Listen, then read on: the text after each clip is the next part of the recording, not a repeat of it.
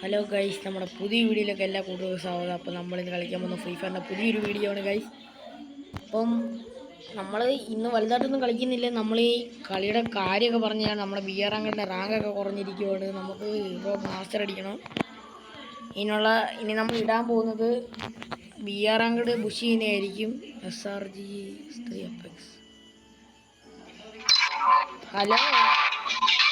ഹലോടാ, ഞാനിപ്പോ ഇല്ല, ഞാൻ പോവും, എനിക്ക് വേറെ പണിയുണ്ട്. പിന്നെ വരാടാ. ഞാൻ പിന്നെ വരാടാ പൊട്ടാ.